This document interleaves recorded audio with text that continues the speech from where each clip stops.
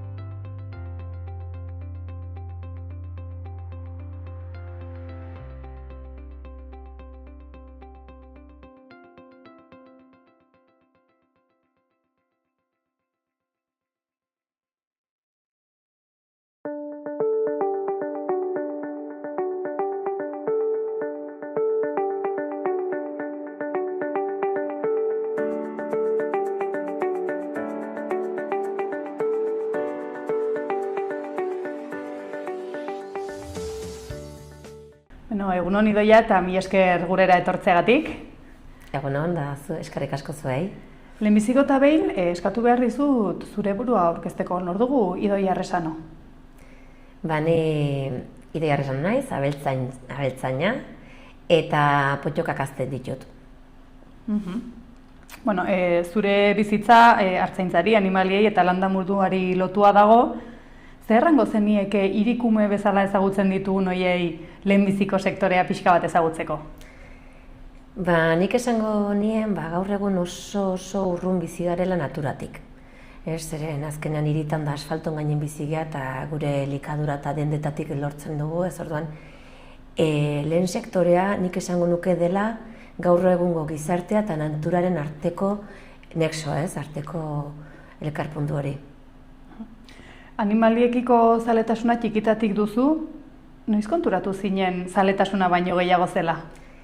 Betidanik eukiot zaletasuna, ikaragarria, eta gero 18 urteetan herri txiki baten bizizia eta nahi duzun gauza bakarra da bidaiatzea, hiriak ezagutzea, edozein gauza, zure herria baino handiagoa den edozein gauza, importanteago dela pentsatzezu, eta gero konturatzen zara etxean duzun altxorra. Gero benetan sentitzen duzu nola natura hori, herri txiki hori, familia hori, komunitate hori zein importantea da eta zenbat ematen digun. 18 urterekin aipatu duzu, Kanpora joan zinen, eta ze ikasi zenuen urte haietan eta ze ekarri zenuen bueltan? Gauza asko, bizitza baten azkenen gauza asko ikasten dira, baina unibertsitateen ikasi nuen gizarte hezkuntza, baina gehien bat konturatu nintzen unibertsitateak berak ez zaituela gaitzen gauzak egiten, baizik eta horrek ematen dizula bizitzako esperientziak. Lortu ditzazkezu ezagutza pila bat, eduki asko, eta baina benetan bizi behar dituzu gauzak barneratzeko eta benetan ikasteko. Gero, etologo batekin topo egin zenuen, eta inflexio puntua izan zen. Ark animaliei buruzko begirada berri bat erakutsi zizun? Bai, nik benetan sentitzen nuen betidanik. Zeren nik ezagutzen dituen adibidez mendibehorrak eta mendibehorrekin pixka lasai egoten bazean momentu baten gerturatzen uste izut eta denborakin konfiantza lortzen dut, aia kaparra bat kentzen diozunen dukazu bere konfiantza betirako.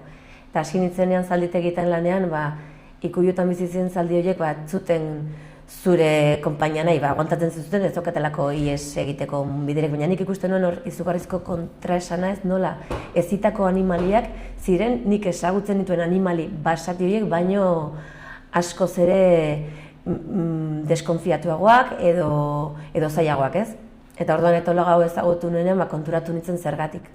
Animali bat bere kontestu naturaletik ateratzen duzunean, arazoak sortzen direlako bere jokabidetan, bere bizitzeko eran eta bere emozioetan. Orduan horrekin lan egitea oso zaila da. Eta nahiz eta ezin modu batera bere kontestutik kanpo egonta. Hori da, dauzkate bere beharrak asetu gabe. Animali bat preso dagoena, adibidez zaldien kasuan, egon barko dienak 18 ordu jaten, eta ez dakizen kilometro egunean, preso mantentzen baduzu, mugimendu hori asatzen dute, beste estereotipia batzuen bidez, egitituzten mugimendu errepetitiboak ibiltzen egongo bazian bezala, baina ezin duten ez ibili, hortxe daude. Jan egon beharren, goten dira gurra oskatzen, edo ize hartzen, baina Espainiak eta hoa erabiltzen azkenean bere beharra hori da, jaten egotearena. Eta orduan hori egiten dute pixkat sustituitu beste jokabide hauekin. Eta zergatik egiten du zaldi honek hozka? Galdera hori, agian hori da bizitzako ikasgai bat ere? Zaldiak hozka egiten dute, guk hitz egin, hau, geldi egiten duten bezala komunikatzeko era da besterik ez, eta behien artean oso ohikoa da. Gauza da, hozka izan daiteke azka egiteko, hozka izan daiteke suabea esateko, edo jolasteko, esploratzeko, hozka izan daiteke agresio modun ospa hemendik, zeren esan dizut 1000 aldiz belarriekin, esan dizut 1000 aldiz nire gorputzarekin ez diazu kaso egin, irten bide bakarra da azka egitea. Orduan, komunikatzeko era da besterik ez. Ulertzen duzunean, non sortzen den, zergatik sortu daiteken eta beste ez dago inongo arazorik. Agian, hozka ikusten dugu, baina aurretik eman dizkigun abisuak ez ditugu ikusi edo ez ditugu ikusi nahi, ez dakit. Zaldien kasuen komunikazioa da guztiz korporala eta esaten dituzte gauza asko baina eski ezingo zenukete imaginatu ze gauza simple txikiekin. Izan daitekeela, bai eta begiak isteko era, parpade horren ritmoak esaten ditu gauzak. Azalaren mugimenduak esaten dugu, begiradaren azkartasuna, burua noraka mugitzen du, ze intentsidadearekin, orduan dena dukasen nahi bat. Beraiek ulertzen dut oso ondo gure gorputza baita, guk ez. Gu gara oso itxuak, gorrak eta naturarekiko asko kostatzen zaigu jakitea, zer esan nahi diguten. Bai, segurazki deskonektatuta bizi garelako, ez? Hori da, orduak pasatuko bagenu naturan eta animalitarten, asko zobetu lertuko genuke esan nahi digutena. Maiz erraten da, ez? Naturak hitz egiten duela. Noski, baina entzuten jakin barko du horretarako.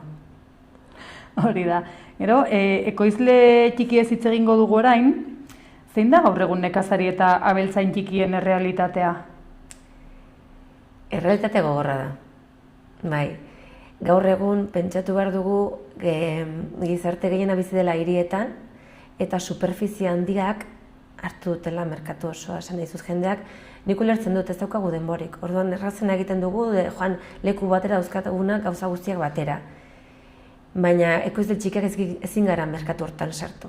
Ezin gara, ez daukagu ez volumenik, ez kapazidek, ez da nire kasuan gogoa, salmenta eredu hortan sartzeko, ez. Orduan, bai, agian exigitzen diola kontsumitzaileari esfortu txiki bat, edo ekoizle txikiei erosteko, baina horrek badu bere ondorioa. Superfizie handitan ez dauzkate gure produktuak. Ez daukate lurrean hemen sortutako gauzak.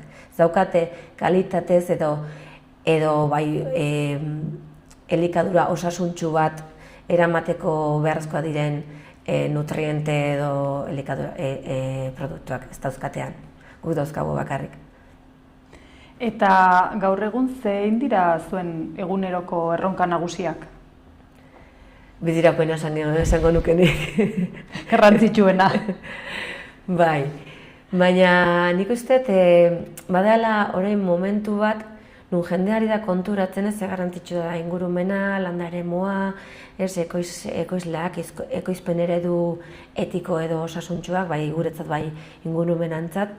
Eta orduan, niri gustatuko zitzaidan, iruditzen zaita proposa egitea,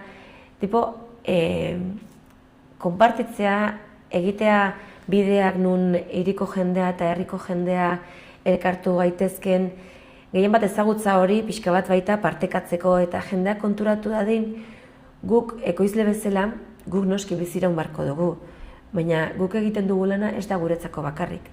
Da bide bakarra hiritarrak lortzeko benetako produktu, kalitatezko produktuak. Nik hitz egiten didatenean, adibidez Kalaska iniziatibari buruz, eraldatzea gure hori dela tresna bat abeltzainok zuzenean aragia saltzeko, nahi zait etortzen abeltzainontzako tresna bezala, baizik eta gizartearentzako tresna bezala, bertan ekoiztutako elikagaia lortzeko bidea, aski ez dago besterik. Eta agian herritarrok edo abeltzainen gaina hurbiltzeko modu bat. Baita, hori da, harreman hori ziren gaude, esateizu, hiriak daude oso aldenduta herrietatik. Eta orduan, ekoizpena, salmenta hori izan daiteke puntu bat, erdibidekoa, elkar puntu bat, onuraduna bi alderdientzat, guretzako ematen digulako ekonomikoki bideragarritasuna eta gizarteantzat ematen diolako aukera bertako produktuak kontsumitzeko. Haunitzetan kontsumitzaileok azken prezioa ikusten dugu, baina ez dugu ikusten produktu baten atzean dagoen lana. Zer ezkutatzen da adibidez artzain batek egindako gazta baten atzean? Gauza asko, ezin dugu parekatu ekoizpen artisau bat mekanizatutako ekoizpen bati edo industrializatutako ekoizpen bati, ze mekanizazioa etxe guztietan dago, ze ezinbestekoa da. Baina pertsonak jartzen dugu horrez bakarrik produktua, hor jartzen dugu gure energia, hor jartzen dugu gure bizipoza, hor jartzen dugu, eta ez da bakarrik jaten duzuna, baizik eta produktu horrek sortu duen eragina ingurunean, animali horiek egin duten lana, ingurumenean, familia horrek ari dien bizi mantentzen ari den herri hori, ez? Zeren azkenean nik esatena, ezin da landa eremua edo ingurumena edo natura belarjalarik gabe. Gaur egungo belarjaleak ezin dira bizi kudeatuko dituzten pertsonari gabe, eta horiek herritaragarra, nekazariak eta beltzainak, eta hiria ezin da bizi elikagairik gabe, natura gabe, herririk gabe, orduan dena bat dago. Beraz, gazta hori erosten duzunean, ari zera erosten gazta bat baina askoz ere gehiago. Bai, eta haunitzetan errandut prezioa ikusten dugula erostera goazenean, baina bertze haunitzetan edo beti ez errateagatik jatorriari ere ez diogu gehiegi begiratzen. Bai, eta esan daizute, jatorria eta prozesu horrek ukiduen eragin ingurunaz aparte baita, nik sartuko nintzen baita, gazta horrek duen bai izan daiteke konposizio nutrizionala edo ez dituen toksikoak. Zeren ezin dugu parekatu, hartze batek egiten duen gazta egun hortan bertan jaitsitako esnearekin edo bigunetekoa, tanke batekin elkartzen dituztela, ez dakiz zen matetxetako esneak, ez dakiz ezaugarritakoak, eta hori segurtasun alimentario bat ukitzeko botatzen dizkiete produktu ezberdinak. Noski ere, guk ez ditugu horren beharri, gure produktuak berez segurtasun mantentzen dute, ez dago horrein inongo eragin kaltegarririk. Eta zure ustez, garrantzitsua da ekoizle txikiek landa eremuan jarraitzea?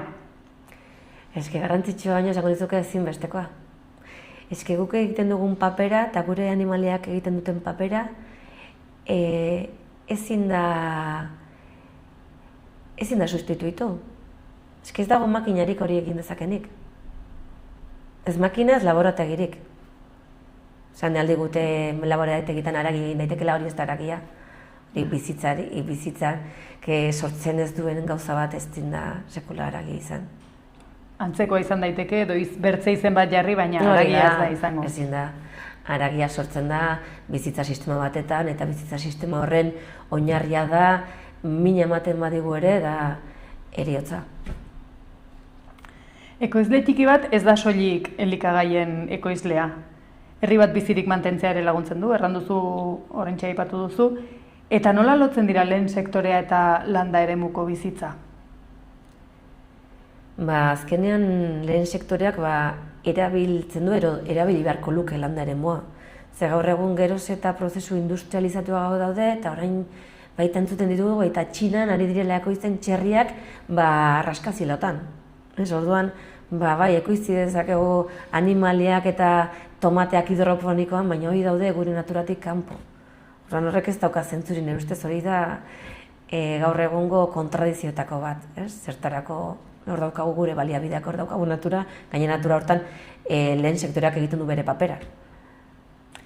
Unitzetan lehen sektoreaz hitz egitean nekazaritza eta abeltzaintza bakarrik aipatzen ditugu, baina zuen lanak bertze jarduera ekonomiko batzuk ere sortzen ditu herrietan. Zer egin du horrek? Azkenean herriak bizirik mantentzea eta herritan abeltzaintza lehenengo sektoreak hartzen du, bai eta komerzioetan, produktu eukitzeko aukera gehiago, jendea bizitzen bada herrietan baita kontsumidore gehiago, zeren nik esango nuke herrietan oraindik zer mantentzen dela bertako dendatan eta erosteko zea hori, ez internetek bidez eta ez superfizie handitan. Baina, oraindik ez daizu, ze gero eta gehiago sartzen da, bai eta landa eremuan kontsumitze ohitura horiek, ez? Itziar Iturrik ideia garrantzitsu bat aipatzen du, hurbiltasuna ezinbertzekoa da jasangarritasunerako eta errentagarritasunerako. Zergatik? Eske bestela tartean diru asko galtzen delako. Diru asko eta kutsadura asko edo inpaktu asko sortzen delako. Salmenta zuzena ekoizlearentzat errentagarriagoa izan daiteke, prezio duinagoak lortzeko aukera ematen duelako, baina lan zama ere handia da. Merezi du ahaleginak? Bai, ez esan barko nuke, jatzutan kostata. Bai, merezi du ahalegina, ziren badago zeo zer, nik adibidez haragia saltzen detenenez, haragi hori banatzen detenen, da sentsazio bat, ari naizela elikatzen, ari naizela elikatzen jendea, baina jendea gehiago, nik daukat sare bat sortuta, nire kontsumitzailean arten, eta nik jau hartzen dut komunitate bezala. Eta niretzako elikatzea oso garrantzitsua da. Horrek emateizu bizitzeko energia, bizitzeko materia prima hori, Eta pixkat, sentiarazten ez batzutan, tipo, imaginatzet paleolitikoan hor, zeuden komunitate bat bastante zail, bizitza zail horrekin, ez? Hiltzen zutenean mamut bat edo nizerrakit, daukatenean aseguratuta elikadura, komunitate horrentzako 2 astetako edo hilabetetatzeko, ez poz hori, ez? Sentsazio hori. Ba, nik uste bizi detela nivel baten. Ze, irutzen zait oso gauza garrantzitsuari naizela egiten. Salmenta zuzena ez da soilik ekoizlearen ekonomiarako estrategia, zuk bertze alderdi bat azpimarratzen duzu, hiriko kontsumitzaileak bertako kalitatezko produktuak eskuratzeko aukera. Zergatik da hori hain garrantzitsua? Zeren, ni elikatzen naiz oso ondo.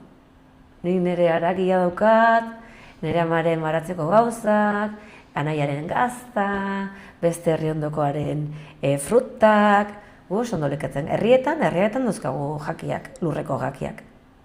Guk salmenta zuzena, nik saldu dezake edo zinerata, diru gehiago gutxiago irabazita, lan gehiagorekin gutxiagorekin, baina hiriko pertsona batek ez dauka beste aukerarik produktu hauek erosteko. Bere superfizie handi horietan zituzte produktu hauek lortzen. Eta kaso ez da begiratu ere zein den erosten duen produktua? Izan daiteke baita. Gure hirietako dendetan eta batez ere aipatu dituzun superfizia handi hauetan, erraza da bertan ekoiztutako elikagaiak aurkitzea? Oso zaila da, zeren superfizia handi hauekin lan egiteko behar duzun volumena asko da. Orduan ja ekoizle txiki bat ezin du, izan beharko zen ja, beste enpresak egiten duten bezala, elkartu ekoizle ezberdinak eta baina, klaro, superfizia honditan prezioak agintzen du normalean. Ez volumena prezioarekin batera doa. Eta guk ezin dugu, prezio batzukin ezin dugu konpetitu, ziren, gure produktua ez da ezberdina, ez gero baita jatorria, ez? Produktu asko datorren lekuak eta adibidez orain Mercosurrekin ezin duzu jakin superfizia handi batetan topatzen duzun haragia, ze ziurtasuna edo ze garantiak dauzkan, bere ekoizpen prozesu hortan, gero zu jakiteko seguru den hori jatea edo ze hori auki dezaken. Eta azkenean salmenta zuzena egiterakoan badakizu guzti hori. Badakizu guzti hori, ezagutzen duzu ekoizlea, ezagutzen duzu lurreremua, ezagutzen duzu errealidade hori, eta orduan. Ez da bakarrik eroste, esatizut, nik uste dela binkulazio ezberdin horiek da sare bat lortzea baita urbanoa eta ruralaren artean. Mantentzeko bizirik eske, gaude, erabat deskonektatuta, ez bakarrik naturai, baizik eta kulturai, arbasoi identitateari gauza askori deskonektatuta. Eta justo landareak mantentzen ditu behin gauzatxo batzuk ez, elkartze hori izango zen, gauza horiek ez galtzeko beste irtenbide bat ez. Eta kontsumitzaileak ekoizlea zuzenean ezagutzen duenean, harremana ere aldatzen da. Bertze modu batean baloratzen dugu produktu bat badakigunean nork egin duen edo nondik datorren? Noski. Noski azkenean, zuk zeo zer erosten duzunean jakin gabe zer dan, erosten duzu zeo zer en blanko, ez da nahi zut ez dauka ezer.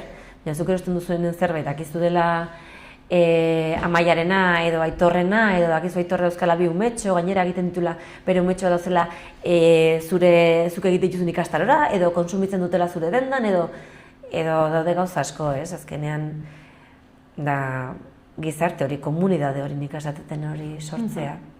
Eta gainera, garraioari eta energiai dagokionez ere, tokiko eta zuzeneko salmenta eredue jasangarriagoa da. Noski. Hori ere, kontsumitzaileok kontuan hartu beharko genuken zerbait da?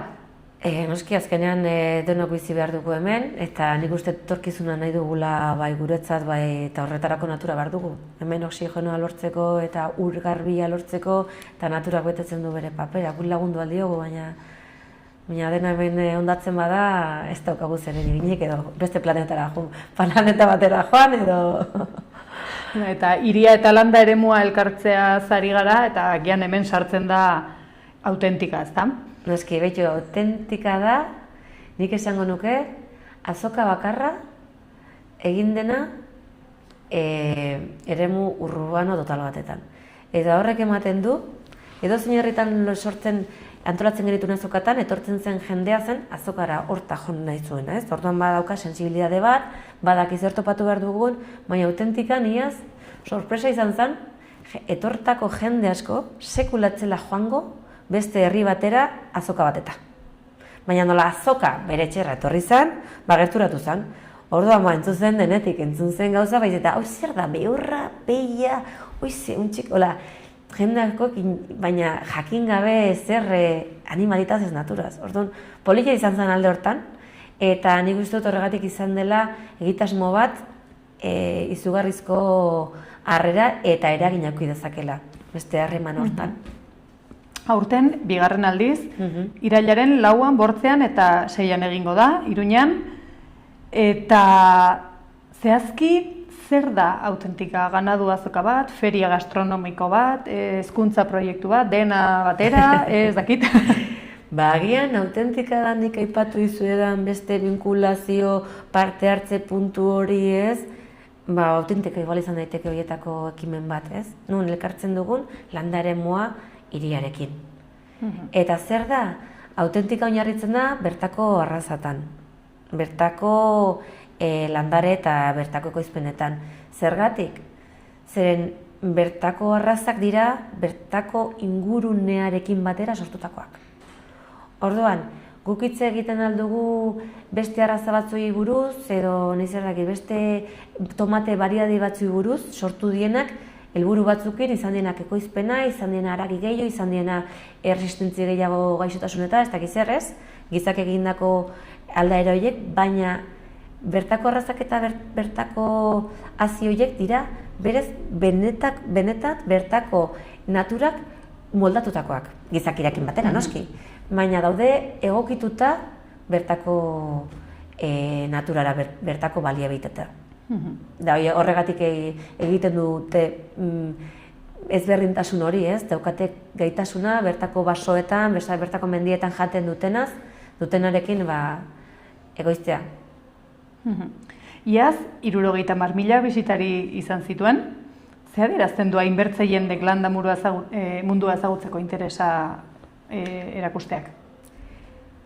Alde batetik beharra dagoela horretako ekimen gehiago egiten, ze horrelako harrera auki duen ekitaldi batek edo ekimen batek, argi dago, errepresentatu beharko dela, zeren ez da bakarrik aisirako zer, bezik eta badauka bere kutsu hezitzailea, ez? Eta gero beste hori, beste elkargune puntu hori lortzeko bide hori. Beraz, jakin-mina dau, hirian eta herritarren artean eta hiritarren artean badago sensibilidade hori jakiteko nundi datozen guk kontsumitzen ditugun gauzak edo gure produktuak, zeintzuk diren ekoizleak, badago existitzen da, baina igual falta direnak da mekanismo gehiago elkar puntu horiek edo nexo horiek sortzeko. Aurten espazioa bikoiztu egingo da. 25.000 metro karratura iritsiz.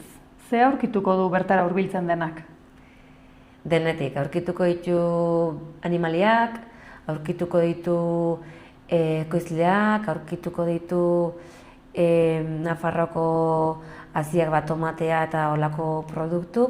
Bisitak gidatuen bidez edukiko du aukera jakiteko gehiago. Egongo dira baita estan ezberdinak degustazio ezberdinekin. Egongo gara ekoizleak baita, gure produktuak ezagutzera ematen, eta aukiko dute baita aukera gure produktuak probatzeko, egongo dirako degustaziotxo batzuk. Egongo dira mahai inguruak, egongo da hori ezagutza eta informazioa, estrategia ezberdinen inguruan eta ekimen ezberdinak aurkeztuko dira. Eta gauza asko egongo dira, ez dakite azaltzea holaxe 5 minututan ezinezkoa da, hori gainera gauza horiek lehen esaten nuena bezala, ez? Gauza da entzutea eta ez da, emarko dira bizi. Bai. Beraz, gerturatu da dira jende autentika. Egitarau zabala egongo da eta bakoitzak gero bizi dezala. Hori da, aukiko dute gauzak ikusteko, aukiko dute umentzako jolasak, aukiko dituzte gauza izugarri honak frogatzen jateko, ze egon behar dira food truck eta logile eta gauza asko. Autentikan, 25 izlek zuzeneko salmenta egingo dute. Ze aukera ematen dio horrek bisitariari? Bisitariari ematen dio aukera izugarrizko konpra egiteko eta bere etxeko frigorifiko eta armaiuz hemengo produktuetaz betetzeko eta ekoizpen eredu hauei bultzada bat emateko. Erosketa bat baino gehiago delako, ez da? Nik esango nuke, erosketa izan daiteke jarduera iraultzaile bat. Badakizu askotan pentsatzen dugu gauzak aldatzen diela, 4 urtero bozka bat ematen, edo nik zer dakitze ekimen horrela ematen baita, baina egunerokotasuneko ekintza txiki horiek aldatu dezakete mundua. Gainera, tokiko arrazen haragia zuzenean ekoizten duten bortzeko izlek euren proiektuak erakutsiko dituzte. Haragia bera ezingo dute saldu, baina euren lana eta eredua ezagutzeko aukera izango da. Zergatik izango da garrantzitsua hori? Azkenean zaila delako askotan iristea publikoa ondira. Nik eta adibidez, nik daukat nire sarea, gutxinaka urtetik intzear iritsiet, eta da nire komunitate ezin naiz gehiegi handituz, ez daukateko izpenik, eta ni bezala gainuntzekoak.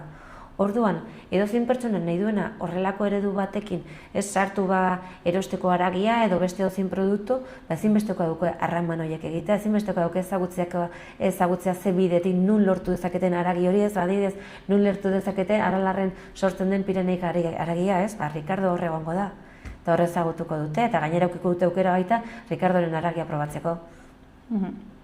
Autentikaren helburuetako bat da, hiritarrei landamunduaren atzean dauden pertsonak, animaliak ezagutzak eta lurraldea erakustea. Ze irudi topiko hautsi nahiko zenukete azokarekin? Azoka izan daitekeela, eta beti izan da oso bizia. Azoka izan da, bizia izan da, tratu beharako lekua, erosketa izan da, ospatzeko momentua, baina ja hori dago pixka bat galduta. Zeren ja ez da, azoka jaz dira komerzio guneak oso gutxi saltzen da, konparatuta garai baten saltzen zerarekin, ez? Baina bai, orain lortu daitezke, hori, harreman puntu horiek, ezagutu dezakete abeltzainak, eski dozein abeltzain edozein ekoizle dagona bere produktorekin dago desiatzen kontatzeko. Azaltzeko zer daukan hor, nola sortzen duen, eta normalan jendea dago desiatzen jakiteko. Ez da, animalia hauek eta nondi datozen da, zer egiten dut eta hau nola, eta haragia, eta beste, eta tomateri, eta gazta hori nola, horretarako da, gune bat, non jendeari animatuko nioke, gerturatzea ekoizleari, gerturatzea abeltzainari, eta galdetzea, eta hitz egitea. Badago ohitura galdetzeko? Egoten da, gerturatzen da jendea, baina ez gehiagin. Normalan jendea pasatzen da, izango balida bezala observadore bat ez daukala zer ikusirik horrekin. Ez, esatezu, ez, zu gizartuntako zera, zu gure basoetan ibiltzen zera pasiatzen da, gure animaliak mantentzen dute baso hori garbi, lasai, zu baita zera honen parte, ez? Galdetu lasai, probatu, jende askori ematen du baita, batzutan lotxa hartzea ez gazta puxketa bat, eta txoixo puntxa bat probatzeko, eta hor jartzen dugu justu hortarako ez partekatzeko. Autentikaren bertze ardatz garrantzitsu bat bertako arrazak dira. Zer ematen digute animalia horiek, haragia, esnea edo artila emateaz gain? Ematen digutena da, lehen esan bezala, sustituitu dezakegun gauza bat, eta dela gure ingurumenaren kudeaketa. Azten bagara pentsatzen zenbat milioik urte daramagu lurrean, ez? Eta egiten badugolako laburpen motz bat, gure natura dugu, gure mundu vegetala moldatu da lehen zeuden belarjaleekin batera, ez? Eta gari baten ziren belarjale handi basatiak, eta basatioi desagertu ziren, eta desagertu ziren agertu ziren gure etxekotutako animaliak, ez? Basatioi etxekotu genituen, eta orduan paper hori dela oso garrantzitsua, dela ezinbestekoa, zen belar horrek, natura vegetal horrek behar ditu belarjaleak gure kasuan. Eta orduan, belarjale horiek sustituitu ditugu gure etxekotutako animaliekin, eta ez da bideragarria, natura, ez da bideragarria gure basoetan mendiak, gure parke natural importantenak ez dira bideragarriak, ez daukate etorkizunik, ez badauzkate belarjalerik, ez badaude gure animaliak hor. Orduan, ekoizten duten aparte, egiten duten papera, da harrigarria zutekin ikusten dugu, gaur egun ikusten dugu, azkenean landa ere moa utzi da leku askotan, abeltzantza nahiko larri dago, eta animali horiek falta dira basoetan. Eta basoiek egin dira guatri, basoa natura egiten du bidea, eta basoak egiten du basoa, baina gaur egun leku gehienetan behar dituguna mantendu da basoietako garbiguneak. esaten duten mosaiko hori egotea, zuhaitz batzuk, zelaia, pinu batzuk, haritz batzuk, ez dena fagoa, ez dena pinua, ez dena, ez? Benetako paisai heterogenori aldigu resilientzia edo etorkizuna. Eta horretarako belarjaleak ezinbestekoak. Bertako arrazek ingurune jakinetara egokitzeko milaka urteko historia dute. Horrek ze abantaila ematen die gaur egungo ingurumen erronken aurrean? Galtzen baditugu arrazoiek adibidez, lortzea beste arraza batzuk egokitzea ingurune baita, darratuko genuen. Zeren gauzak ez diagun batetik bestera lortzen. Gure animaliak duten gaitasuna ez bakarrik jateko gaitasunen jaten dutela topatzen duten edo zer gauza baizik eta aldapatan, klima, elurteak eta daudenean egoera zaietan garatzeko duten gaitasun hori milaka urteko ondorioa da, ez? Bai natura eta bai gizarekiaren ondoren. Orduan, lan hori nik ez datet askotan, ez dago hori baino bioteknologia handia horik, ez? Askotan nahi dugu, zientzia pentsatzen dugu teknologiak egin dezakela ordezkatu eta ez, gozoiek ezin dira ordezkatu. Agian, arraza horiek ez dira ekoizpen industrialeko sistemetan errentagarrienak, baina bertze balio batzuk dituzte ez. Nola saldu behar digu gizarteari errentagarritasuna ez dela kilo eta litro kopuru hutsa? Hor sartzen garelako kalidadean, produktu horren kalidadean, ez? Eta egon daitezke 1000 parametro. Adibidez, gaztaren munduan edo jogurt munduan aspaldi dakigu esnea erosten dituzten enpresak ez dute litroko neurtzen. Neurtzen dituzte beste parametro batzuk, grasa, proteina, ez? Estrakto keser hori, ez? Litroietatik zenbat eman behar dioten gaitasuna jogurroi lortzeko, ez? Eta haragian oraindik ez gara horraino iritsi. Baina argi dago, haragia dauzka vitamina, dauzka proteina, dauzka grasak omega 3ak, 6ak, dauzka 1000 gauza, ezin dena konparatu haragi kilo bat ekoiztutako eredu baten edo beste baten. Baina oraingoz ez dauzkagu olako emaiz badaude ikerketa zientifiko batzu, baina ez gehiegi, orain ari gara adibidez Pottoka elkartean Posukaren proiektu hontan Nafarroako Unibertsitate Publikoak egin behar du ikerketa bat nun ari gara konparatzen eredu estensiboenetik eredu industrialenetara sortutako haragia, ezberdintasun dagoen parametro ezberdinetan. Baina gero badare parametro batzuk ezin ditugula neurtu. Gizartekiak limitatu gara gaude, oraingoz, neurtzen ditugu nizagakit, 100 parametro. Hemendik neurtuetan lortuko ditugu 1000 parametro. Baina neurtzeko gaitasuna ez dagoelako, ez du esan nahi ez dagoelarik. Eta argi dago, nik esatet gure bertako arrazak egiten dute transformatu eguzkia, beraien mugimendua, jaten duten guztia, eta bere flora intestinalean sortutako bakteria guztik sintetizatzen duten vitamina guzti horiek, sortzen dute haragia ezin da parekatu, ikuilu batetan edo milaka animali batera leku itxi batetan, hidrato de karbono pentsu industrializatutakoak edo nizer dakit oso potenteak diren elikadura edo suplementuen bidez sortutako haragiarekin, ezin da konparatu. Ikerketak egon bai edo ez. Eske batzutan, askotan pentsatzen ematen dugu tontoak, ez badigu ikerketa batek ematen emaitza, ez nik askotan oinez noanean basotik eta esatet, masusta batzuk, elotxi batzuk jaten ditut eta esatet, nahiz esan barkoit, ikerketa zientifiko batek ze onura eman aldidan masusta honek edo elotxi honek? Ez, badakit ona dala. Eta nik hori dakit nire arbasotatik heldu zaidan informazioa delako, ni badakit beste suge janoiak ezin ditu dala jan. Eta inork ez dit ikerketa baten bidez emaitzik azaldu hori txarra denik. Badago jakintza bat hor, transmititu dena. Eta gure arbasoen jakintza kultura hori niretzatko baita oso importantea da. Eta hori dago galtzear baita. Hori ere mantendu behar. Noski, eta adibidez, herriak, lehen sektoria oso importantea da, ziren herriak bihurtu ditizke urbanizazioak. Herrietan bizitzea ez du esan nahi herri baten lo egitea. Baizik eta bizitza horrek horregatik dauka importantzia lehenengo sektorea. Lehenengo sektorea da gizakia naturalari lotzen dion klip edo gako garrantzitsuena. Eta, ezin dugu zure elkarrizketa hau Pottokaz hitz egin gabe bukatu. Zergatik dira hain bereziak Pottokak zuretzat?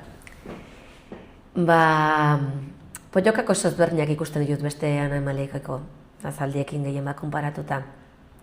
Nik ezagutu nituen potxokak Katalunian. Banekin existitzen ziren hemen potxokak, eta mendibe horrak, eta ikusten ditun, baina emakume Luzirriz emakume hau ezagutu nuenean, Katalunian zeuka proiektu bat zela, orain oso modan daude rebuilding proiektu hauek, sartzen ari zirela belarjale handiak. Eremu batzutan jakiteko zein zen bere inpaktua eta beste.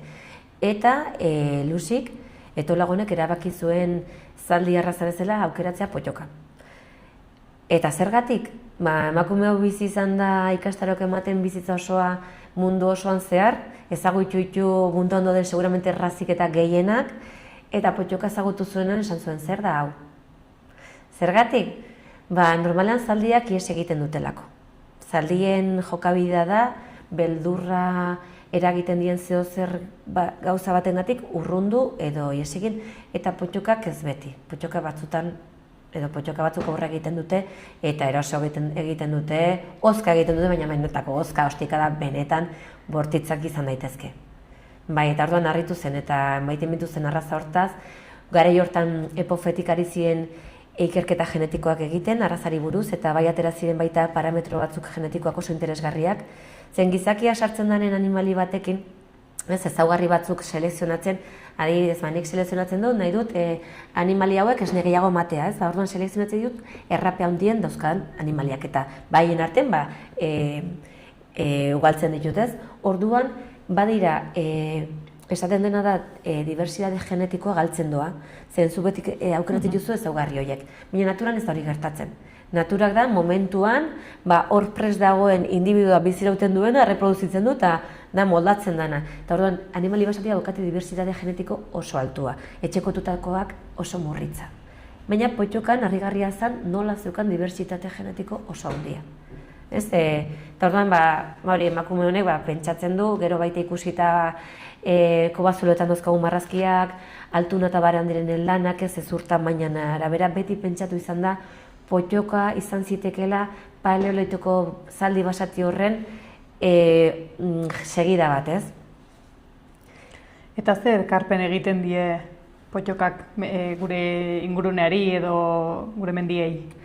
Azkenean bertako arraza guztiak egiten duten ekarpena.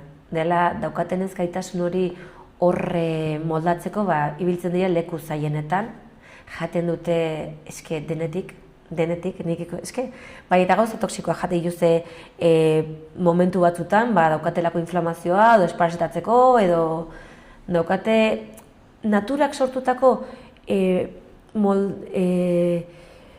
animali horiek direnez, ezagutza kultural hori guk daramaguna kulturaki izango zena ahozko hizkuntzan traslatu duguna, animaliak traslatzen dute genetikoki. Baina gen hortan ez dago bakarrik ezaugarri fisikoak, ez daude zeri beldurrauki, zer jan, zer ez, nola mugitu gauza asko, informazio asko dago. Eta hori ikasten dute, genetikoki eta bere amengandik. Eta hori dutena bakarrak dira bertako arrazak. Animaliekin lan egiten, urte honitz daramazu, ze irakatsi dizute animaliek gizakioi buruz? Asko.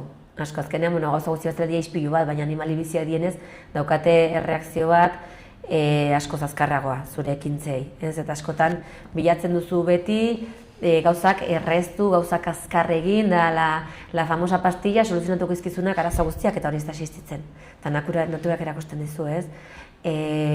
Uztak lortzeko, behar duzu lurra landu, lurraren zaindu, animalien konfiantza lortzeko, behar duzu horregon, behar dituzu gauzak ondo egin, eta gauza guztia bezala erritmoak ez dira azkarrak. Eta alderantziz, ze irakatsi nahi zeniek ezuk hiriko aurreta helduei autentikan adibidez? Autentikan daola izugarrizko mundua, landa eremuan da eta lehen sektorea, izugarrizkoa, ez daukatela askotan Tailandira jun beharrik ikustea kultura bat ez dakit nola bizi dena, hemen daukagula izugarrizko ezagutza eta ohitura eta gauza oso bitxiak baita gaur egun mantentzen dienak. Adibidez esango nuke euskera bera, gure hizkuntza, eta horrekin batera hitz asko lurrari lotutakoak, galtzen ari dienak, lurrari lotutakoak toponimia dien altxorra, ze hori da deskribapen bat eta izugarria, baina eske hortan transmititzen da kultura baita. Eta adibidez irrintziak zaldi buruz hitz egiten. Irrintzia, zer da irrintzi bat? Irrintzia da intzineko garrasi bat munduan badalera beste hainbeste olako kultura arraro berezietan, hortik galduta guk baita daukagu hemen, ez da, imitatzen du benetan, zaldi baten edo behor baten garrasi hori ez, eta hitza bera irrintzia hori da. Eta ez dago ikerketarik horren inguruan, irrintziari buruz, baina bada dokumental bat, egin zena Erraiak, oso politia, irrintziari buruz, eta bere zuzendaria Kainek egin zuena izan zen beste garrasioi buruzko ikerketak irakurri eta denak zuten eman komunean garrasi horiek ziela ingurune naturaleko soinu importante baten imitazioa. Orduan, guk pentsatu nahi dugu, hemen izan zitekela oso garrantzitsua zaldia. Ez bakarrik irrintziengatik eta daukagu baita Ekaingoko bazuloa. Dauzkate norma margoiek ez dago olako hainbeste zaldi irudikaturik batera, ez dago Europan olako kobazulorik ez, eta gainera zen kobazulo bat hor bizi zienak, zen santutegi moduko bat. Orduan, badare baita pentsalari batzuk hitz egiten dutela Euskal Herrian, zaldia baita agian toten moduko bat izango zena, edo badago baita kultura lotuta gure arrazei, gure betizua, gure taurus. Ez que dauden mila gauza, zia bakarrik animalik, zia bakarrik arrazak. Berriz ere konektatzeko puntu hori, ez? Gure lurrera, gure ingurunera eta gure arbasoeta eta kulturara, bai. Bueno, eta bukatzeko, Idoia, irailaren 4ean bortzen eta 6ean, Iruñeko Runa Parkera joaten den hirikume batek, autentikan egun bat pasa ondoren etxera itzultzean, ze pentsatzea nahiko zenuke? Gauza bat baino, gustatuko zitzaidan bere buruan sortzea galderak. Ez dakit zer pentsatu barkuen pertsona batek ez. Interesaten ez da, baina bai planteatzea, dudan jartzea, ez? Eta egitea galderak bere buruari, ez? Nondik datorren, zergatik, zertarako, zein eragin duen, zerk egin dezake bakoitzak, ez? Bere hortan gauzak aldatzeko edo betzeko. Bai, galdera, gustatuko zitzaidan iristea etxera galdera pila batekin. Eta buru hauste askorekin, da gau hortan pixka bat ez 5 minutu horiek lotajun aurretik egotea. Ai, Pepito eta beste, eta ez aia ez, aurrera ateratzea horrela ez. Pentsatzeko tarte bat hartzea. Hori da. Bueno, eta nola gonbidatuko zenuke, labur, gure ikusentzule bat, autentikara hurbiltzeko? Nahi badute esperientzia berri bat, ezagutzea eta bere seme-alabek eta ikustea ez bakarrik animalik zoologiko baten bezala hor dagoen zer bezala baizik eta landaremuko eragile ekintzaile importante batzu bezala eta abeltzainoi baita eta herritarroi landa eremurik kudeatzen dugun pertsona bezala, gerturatzeko autentikara oso ondo pasako dute, daude jarduerak pila bat, umentzako, helduentzako, degustazioak, ikuskizunak, musika zuzenean, eske denetik dago. Eta orduan, jun zaitez, ondo pasatzea eta bitartean baita ale hori aportatzea, ez pixkat mundu hau hobeto joateko, ez? Hortxe, mezu horrekin ezin dugu hobeki bukatu. Mi esker gurekin egoteagatik eta ongi joan dadila autentika eta berriz ere lurrarekin konektatzen garen. Eskerrik asko zuei aukera emateagatik eta ikusiko gea. Ireki zeure negozioa martxan dagoen baten abantailekin. Negozio bat ireki nahi duten pertsonak eta bere esku aldatu nahi dutenak elkartzen ditugu. Laboral Kutxa.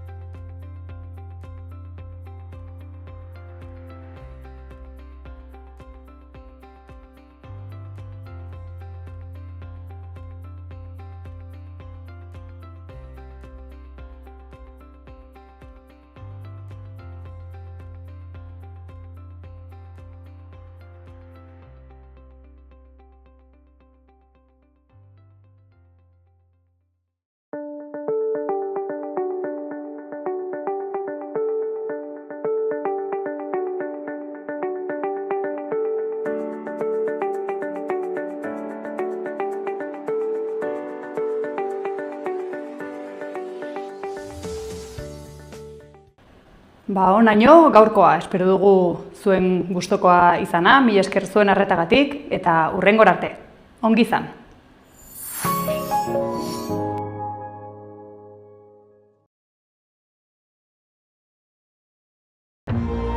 Gobierno de Navarra. Nafarroako gobernua.